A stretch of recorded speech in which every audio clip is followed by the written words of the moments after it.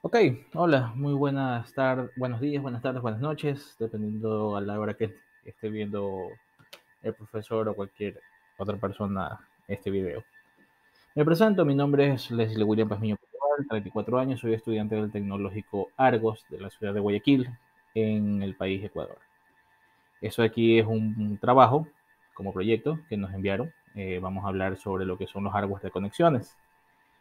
Bueno, vamos primero que nada como que un pequeño concepto, a ver qué es esto. Nos dice que el componente esencial en todos los sistemas de comunicaciones modernos en el hardware encargado de las conexiones y las transmisiones de datos, su función principal radica en posibilitar el intercambio de información entre dispositivos y redes. ¿Qué significa esto? Básicamente la transmisión de datos e información de un lugar a otro. Este hardware o software, dependiendo de lo que usemos, abarca una amplia gama de dispositivos y tecnologías que ven desde cables de fibra óptica, enrutadores, modems, switches inalámbricos, access point, etc. Se centra en tres aspectos fundamentales este pequeño proyecto que voy a presentar, en la que es transmisión de datos, la conexión entre dispositivos, la gestión de redes, los elementos claves que engloban un cableado. Bueno, eso no lo voy a tocar, quedaría para otro video a futuro posiblemente u otra materia. Tenemos los enrutadores, conmutadores, los puntos de acceso inalámbricos, tanto como modem. Vamos a hablar un poco de lo que es la red LAN, lo que es red WAN. Estos componentes nos permiten entre sí una comunicación eficiente, tanto de cliente de servidor o asimismo entre empresas, ¿no?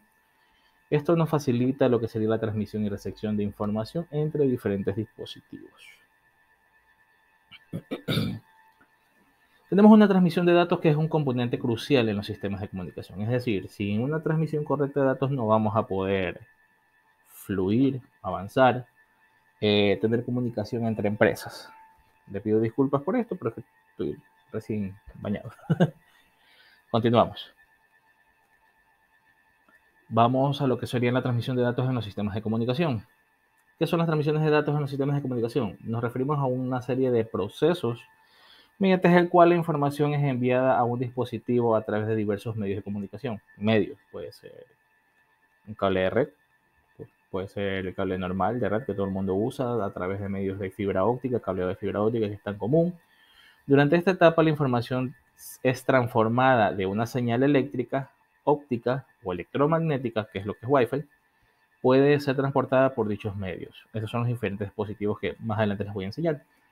Los sistemas modernos de comunicación hacen uso de distintas tecnologías y protocolos como Ethernet, Wi-Fi, Bluetooth, para llevar a cabo una transmisión de datos. No obstante, la calidad de la transmisión puede verse afectada por diversos factores. Tenemos, por ejemplo, la señal Wi-Fi. Cuando estamos en una casa de 2 o 3 pisos, por lo general, la mayoría de personas lo que hacemos es poner un router, un modem Wi-Fi en el primer piso. No les va a llegar al tercer piso la señal porque ahí tenemos un obstáculo que sería el concreto. La pared de concreto no les va a permitir avanzar, que la señal llegue en óptimas condiciones. No obstante, la calidad de transmisión puede verse afectada, como lo indiqué, por diversos factores. Factor transferencia electromagnética, una atenuación de la señal, ejemplo tenemos el ruido, tenemos la latencia, el jitter y otros problemas similares que por esta razón se empiezan diversas técnicas con el fin de mitigar este inconveniente y asegurar una transmisión de datos correcta. ¿Pero qué es una red WAN? Vamos a comenzar con un poquito de concepto. La red WAN, amplia WAN, por sus siglas en inglés, es un sistema de computadoras que abarca una extensa área de geografía. Es decir, la utilizamos, puede ser un ejemplo.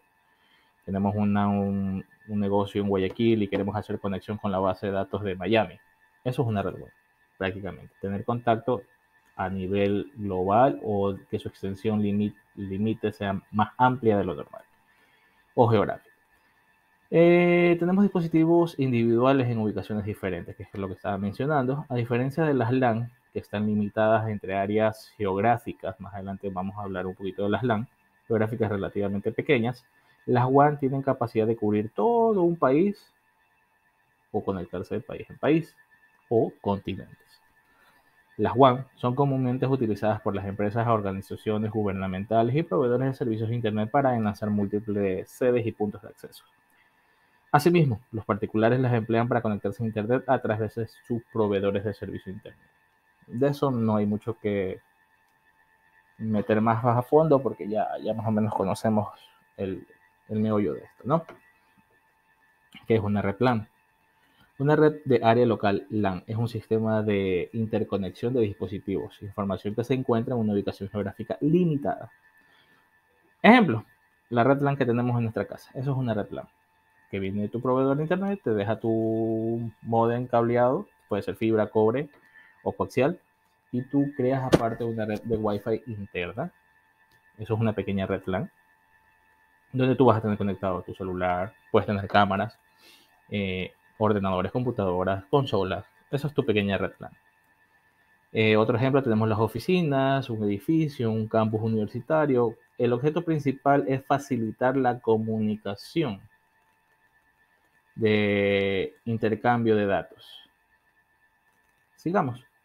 Las redes suelen ser gestionadas y controladas localmente y se utilizan en diversos entornos, como expresa situaciones educativas. Vamos a avanzar un poquito más, porque el tiempo es oro. En este trabajo vamos a hablar un poco de lo que serían los dispositivos utilizados para crear pequeñas redes LAN y pequeñas redes LAN. Vamos a comenzar primero con la transmisión de datos en los sistemas de comunicación. Uno de estos es el módem. El módem es un dispositivo simple cuya única función es recibir datos y del computador y convertirlos en señal analógica a digitales. Murió la flor. La señal se origina también de un proveedor conocido como señal moduladora. Se encarga de preparar la información para posteriormente ser transmitida. Este módem puede transmitirse por medio de un switch o por medio de un router a través del Wi-Fi, como todo el mundo lo conocemos. Existen tres formas de modificar una portadora, como podrás suponer. En estas modificaciones se realizan según tres características de la frecuencia. Las ventajas y desventajas de un módem. Entre sus ventajas tenemos que el módem de acceso telefónico, la configuración del servicio es rápido y fácil. Conectas, configuras, se acabó. Entre otras ventajas tenemos que el módem de cable del servicio se encuentra en la mayoría de las grandes ciudades y es una conexión de alta velocidad. En teoría en Ecuador. Módem de ADSL. Los abonados pueden seguir utilizando los servicios de teléfono. Es lo que anteriormente utilizábamos, el ADSL, para lo que eran las conexiones de CNT. Anteriormente, quien no conoció que nos conectamos por medio de tarjetas prepago y usábamos las líneas telefónicas. Desventaja: la tasa de transmisión es lenta en comparación con lo que es la banda ancha que actualmente conocemos. Hay páginas web que cargan muy lentamente. Está disponible solamente en redes específicas de televisión por cable en su área. El servicio DSL está disponible solo a través de la compañía telefónica local. Es decir, depende mucho que tu servicio también sea bueno si es que tu proveedor te da un módem decente.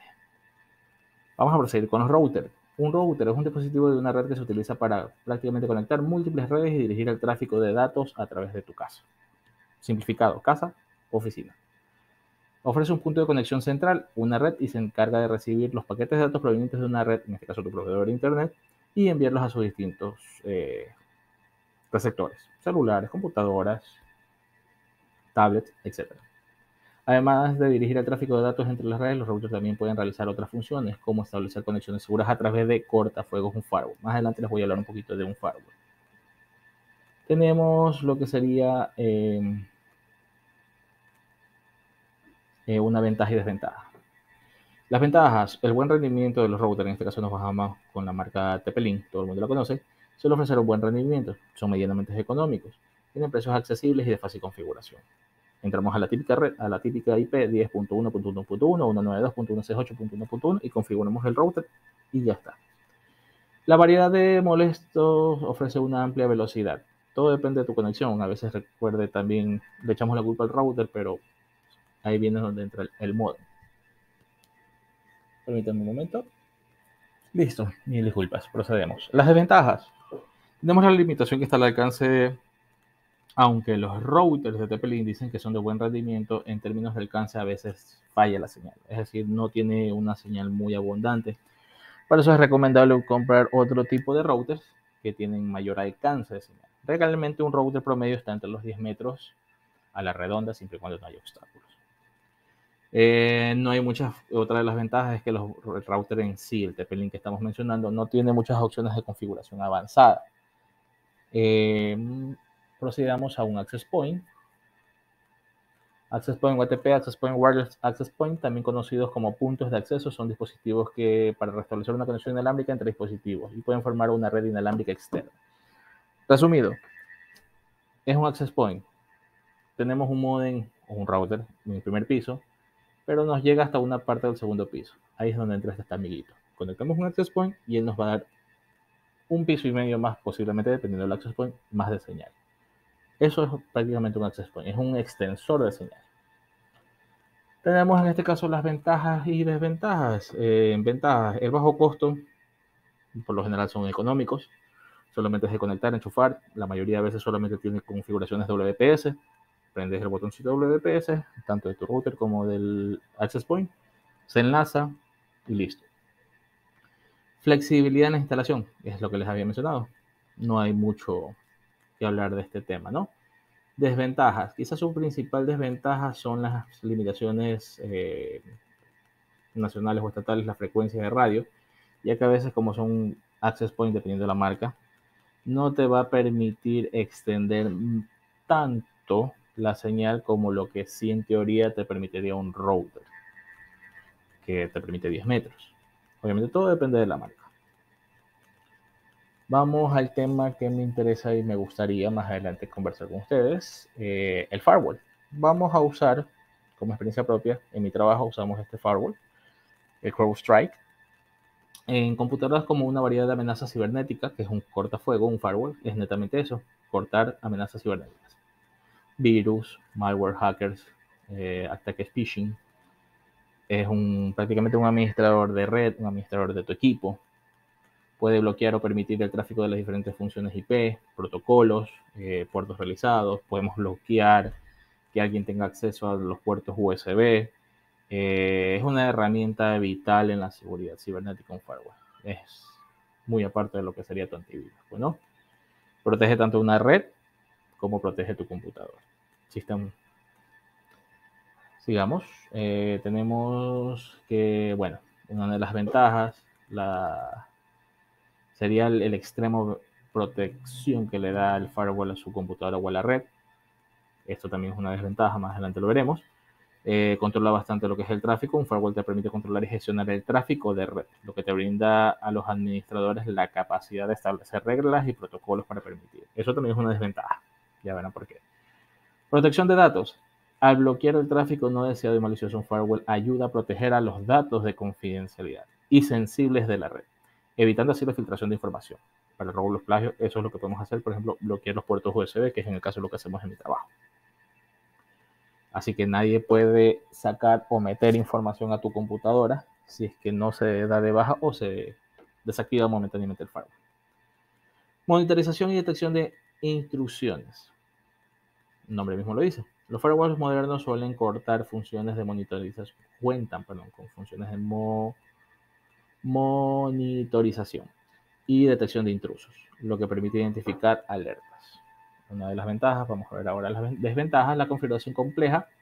Tienes que saber configurar no solamente con el manual, porque a veces por configurar tu firewall puede que cortes el acceso a otras cosas. Pongo, por ejemplo, la mayoría de empresas trabajan con una intranet, que es con base a protocolos HTTP, y a veces el cortafuego o el firewall no permite que esta página intranet, en el caso con donde yo trabajo se usa bastante en intranet, que es la que te manda a todos los aplicativos del banco, no te permite la conexión estable, te bloquea cada rato. Eso tuvimos como experiencia un firewall anterior que se llama Farai. Este de aquí hacía eso y adicional te ponía el equipo muy lento por el alto consumo de recursos. Eso pues otra de las ventajas. Hay firewalls que te exigen que el equipo tenga bastantes recursos, tengas un buen ancho de banda, tengas una buena capacidad de memoria. En el caso de en mi trabajo usamos 16 GB mínimo de lo que sería RAM. Lamentablemente seguimos usando discos sólidos, discos duros tradicionales, no los sólidos. A veces los firewalls te dan falsos positivos, en algunos casos los firewalls pueden generar falsas alarmas o bloquear el tráfico legítimo, que es lo que les decía. A veces uno quiere entrar a la página de internet y viene este firewall, te bloquea el ingreso. Por eso es que es muy tedioso conectarlo o saberlo configurar. Porque a veces tú lo configuras de una manera y ¡bum!, te brinca y dañaste otra cosa.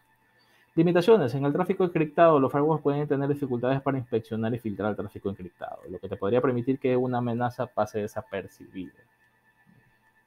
El nombre mismo lo dice, ¿no? Para terminar, quiero agradecer en este caso al profesor por el tiempo, por las enseñanzas que nos ha brindado. De mi parte sería toda la presentación. Lamento disculpen el perro. Muchas gracias. Tengan una excelente tarde.